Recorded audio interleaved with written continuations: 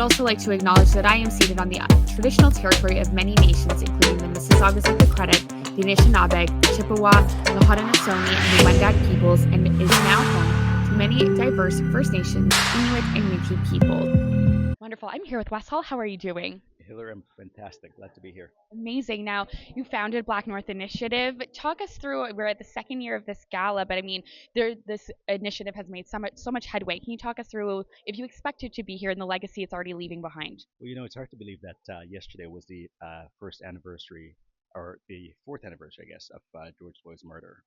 And I remember it like it was yesterday. I was sitting in my backyard. I couldn't believe what I was watching on television, and I was in pain. And the black community was in pain all over the world.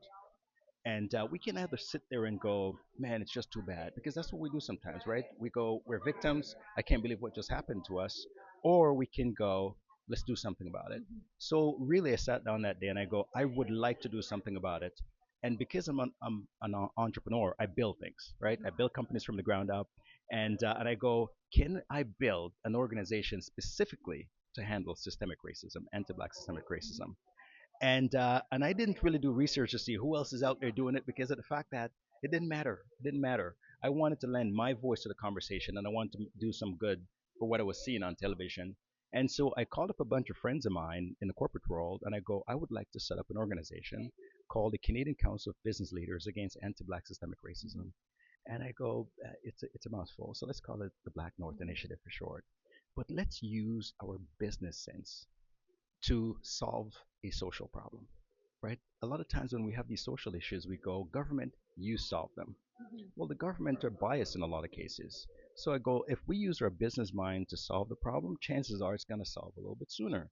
And so when we look at where Black North started in 2022, or 2020 rather, to where it is today, it's amazing. I didn't anticipate it. I didn't vision it.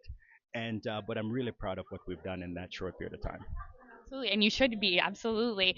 Tonight, Lifetime Achievement Award recipients are going to be Dr. Jolly as well as Dr. Ujiri. Talk through a little bit of the legacy that they're leaving behind and how prolific it is to be honoring them this evening. You know what? There's a lot of us that have been in a space for the very first time in our life, right?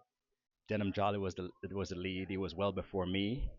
Masai, followed. I followed.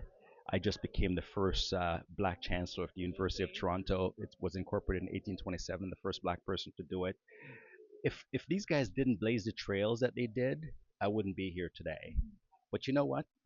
It's not going to take us 30 years before you see another black person doing something special. It shouldn't take this long. And I want to shine a spotlight on the brilliance and the excellence in our community. It's in abundance.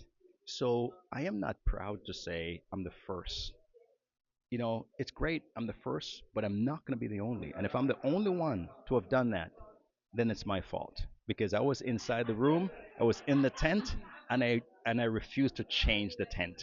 So when I join the tent will change after I leave.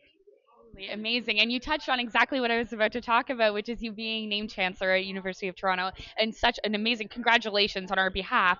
What legacy do you hope to leave behind there as well? Because I know you've mentioned in the press release that you gave, talking about education and making it more equitable for everybody who steps foot on that campus. So talk through, what do you hope to do while you're over there? Well, I came from object poverty in rural Jamaica. My grandmother raised me. She raised 10 grandkids and a special needs adult daughter on a plantation worker's salary in a plantation shack. She didn't have money to send me to school at that age. I came to Canada at 16. Education was free. I could go to high school for free, and if I'm smart enough, I could go to university by getting a scholarship. And so, if I didn't have education, I wouldn't be in front of you talking, having this conversation today. It just didn't mean that I couldn't contribute to society. I just didn't have the ticket that it took to get my brain to work a certain way. My brain was already working. God gave us this beautiful brain for us to think up different things. It was already working. But education allowed it to work in a certain way. Education allowed you to tap into things that you wouldn't normally tap into if you didn't have that kind of training. So I don't want any kids to be deprived of education because financially they just can't afford it.